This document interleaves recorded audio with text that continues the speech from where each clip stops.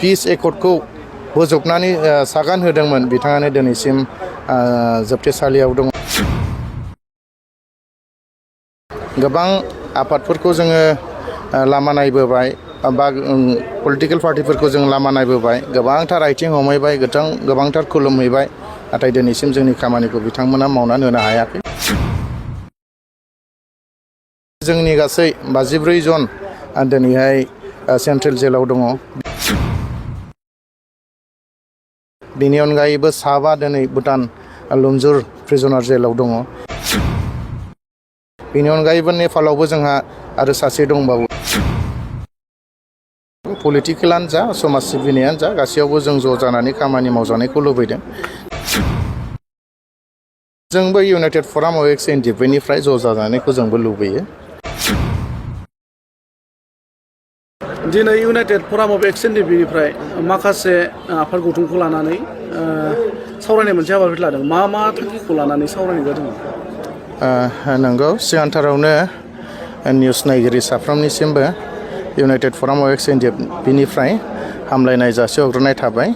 नंगौ, दिनै United फराम of एक्स एनडिएफबिनि बानजायनायाव गुबुन गुबुन जेरै बर' मेन जास्टिस फराम, बिपिसिपिआइ, आगुनि पिपल्स एक्सन कमिटिनि सोद्रोमाफोर, एसआइपिआरनि बिबानगिरिफोर, बेनि अनगायैबो पिस फरामनि दैदेनगिरिफोर आरो आगुनि एनडिएफबिनि रिटायार लानानै थानाय गासै सोद्रोमाफोरखौ लानानै दिनै जोङो बेयाव मोनसे मेल सावरायनाय जादों।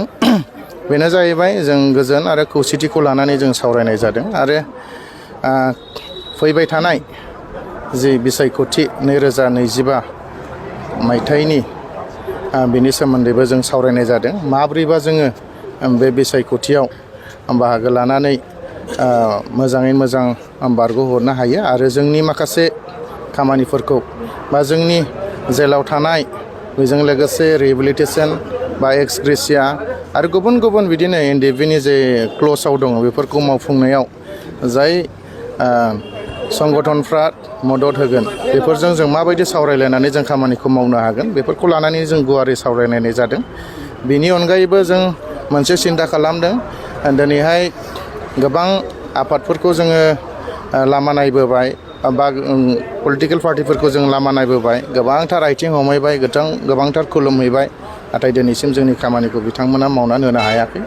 बेनिखायनो बिनि अल्टारनेटिभ मा खालामनो हायो बेखौ दिनै जों गुवारै सावरायलायनाय जादों। ससियेल मिडियानि गेजेरजों दानि आबसुनि आफादगिरि दिपेन बर'आ बर'नि राजखान्थियारि हान्जाफोरखौ ज' जानायनि बाथ्रा बुंबाय थानायखौ नुनो मोननाय जादों। बे बेलायावहाय मा फोरमायगोन? नंगौ, जोंबो इउनाइटेड फराम अफ एक्स एनडिएफबिनिफ्राय ज' जानायखौ जोंबो लुबैयो आरो जोंनि थांखियाबो बेनो, जों खौसेयै जों मोनफ्रोमबो हाबाफारियाव ज'यै खामानि मावनांगौ। पलिटिकेलानो जा समाज सिबिनायानो जा गासैयावबो जों ज' जानानै खामानि मावजानायखौ लुबैदों।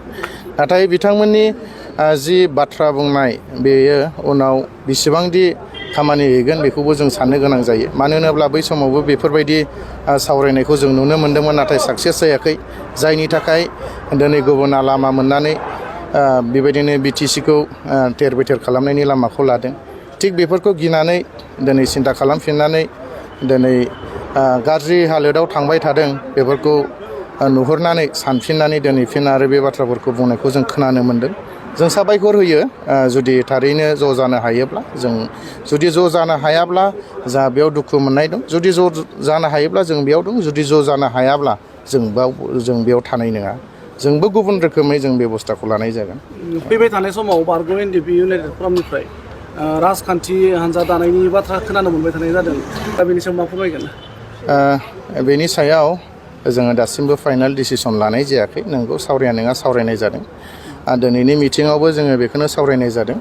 मानो होनोब्ला दहाय बुंनाय बायदिनो जों गोबाव सम जोङो गुबुन पलिटिकेल हान्जाफोरजों थाफानानै जों खामानि मावबोबाय, नाथाय जोंनि समयसाफोरखौ बिथांमोना मावफुङाखिसै। बर'नि जि समयसा, बर' हारिनि जि समयसा, जि जाथिनि समयसा, बेफोरखौ बिथांमोना दिनै नांगौ बायदियै मावफुंनो हानायखौ जों नुनो मोनाखै।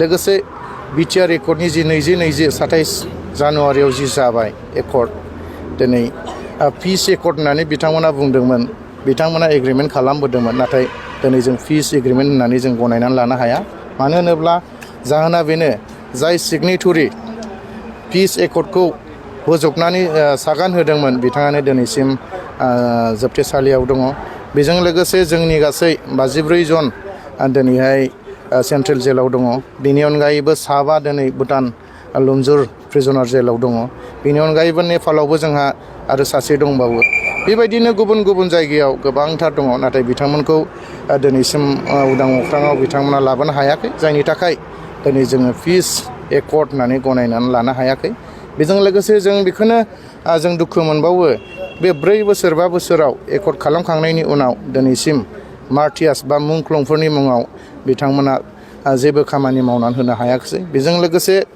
मुंख्लंनि मुसुखा दिनैसिम बिथांमोना बानायनानै होनो हायाखै जायनि थाखाय जों दिनै जोबोद दुखु मोनो गुबुन गुबुन जायगाफ्राव थांनानै जों सोरनिबा जायगाफ्राव थांनानै बिदिनो हादौरि हासावरि थांनानै जोङो मुंख्लं खाम्फा बानायब्रबनानै दिनै जों सिबिनो गोनां जायो बेनिखायनो दिनैनि सावरायनायाबो बेनो फैबाय थानाय समफ्राव माबायदियै जोङो इलेक्सनफोरखौ बारहोहरनो हागोन ना जोंनो खामानिखौ मावनो हागोन ना सोरजोंबा थाफानानै मावनो हागोन बेफोरनि सायाव जों सावरायनाय जादों नाथाय दिनैनि सावरायनायाव बेबायदि फाइनाल जेबो जायाखै।